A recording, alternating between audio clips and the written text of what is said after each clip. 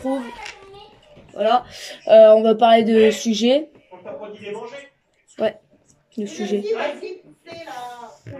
Un sujet assez sensible auquel je voulais parler aujourd'hui, qui me tient vraiment à cœur. Aujourd'hui. Enfin, on va plutôt parler de 3 sujets qui me tiennent vraiment à cœur. Le harcèlement, le viol et les femmes battues. Voilà, tout simplement. Donc on va parler en premier lieu du harcèlement. Alors voilà, moi je vais parler en tant que témoignage, et non pas en tant que harceleur, mais en tant que harcelé. J'ai été longtemps harcelée, donc ça a commencé avec un élève en maternelle. Bon, on était gamins quoi, moi je prenais ça comme un jeu.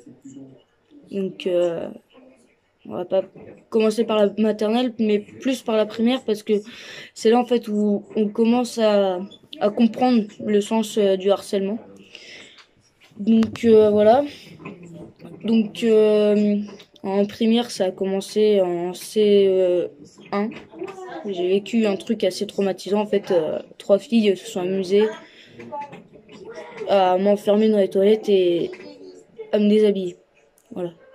Franchement, je souhaite à personne de vivre ça, parce que c'est assez traumatisant quand on se dit mais qu'est-ce qu'elles font, c'est des filles, je suis une fille, on est jeunes, elles ont pas à faire ça quoi, ça se fait pas. Surtout pour après m'humilier devant tout le monde.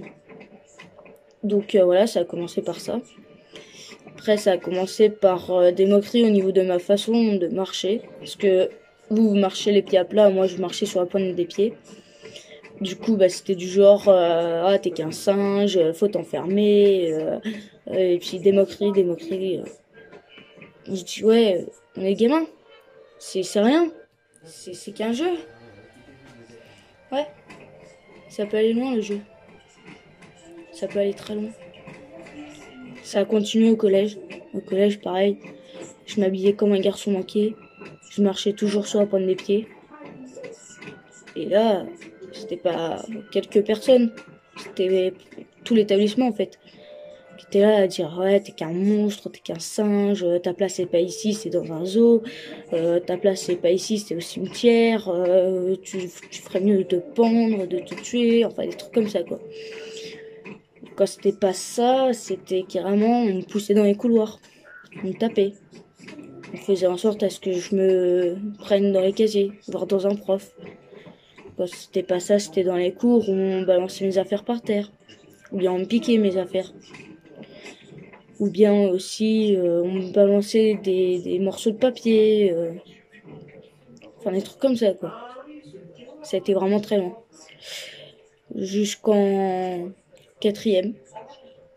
En 4e, j'ai commencé à essayer d'en parler à mon entourage, à appeler de l'aide. Chose que je n'ai jamais réussi à faire. J'ai jamais su trouver les mots pour en parler à ma mère. À chaque fois, je rentrais, je disais ouais, j'en ai marre du collège, je veux plus y aller. Et à chaque fois, on me disait mais défends-toi, je sais pas, fais quelque chose. Et sauf que eux, ils savaient pas que dès que je me défendais, je prenais tout quoi. C'était la CPE qui voyait que j'avais commencé. Mais non, en fait, ils ont commencé. Enfin, certes, j'ai donné le premier coup, mais en même temps, ils sont là à m'insulter en longueur de journée. Au bout d'un moment, j'en peux plus. Donc voilà, ça. Et du coup, j'ai commencé à me scarifier en 4e, jusqu'à ma 3e. Et j'ai même encore les marques, hein, qui peuvent en témoigner.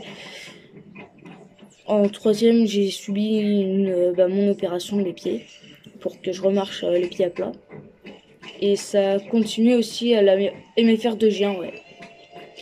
Ouais, pendant mon CAP, je me suis fait harceler aussi par un camarade en particulier, qui disait à chaque fois, va te prendre, tu pues, t'as rien à faire là, va crever. Des trucs comme ça, quoi. Et quand vous entendez ça, vous avez même plus envie d'y aller, vous avez peur. Quand c'était pas ça, il me faisait des croche-pieds. Quand c'était pas ça, il me poussait. Enfin voilà, quoi. Franchement, quand vous subissez ça longtemps, vous avez qu'une envie, c'est d'en finir. Donc à la MFR, j'avais fait une tentative de suicide par médicament.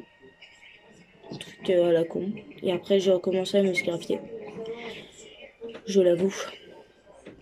C'est c'est une connerie ce que j'ai fait, voilà. Les cicatrices sont là, et chaque fois que je les regarde, je pense à ces moments-là, et franchement, ça me bloque pour avancer.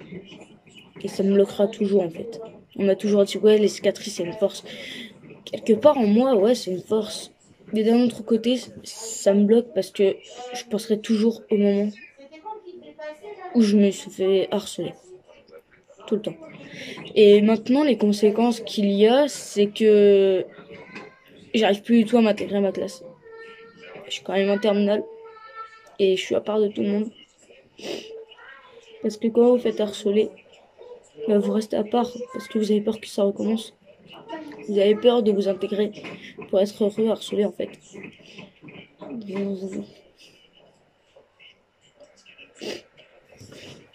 Même actuellement, j'aurais toujours peur en fait. Et c'est pour ça, dès que je vois des gens différents, je vais toujours vers eux pour pas qu'ils restent seuls. Parce que je sais ce que ça fait. Je fais, je, voilà. Bon visionnage à vous.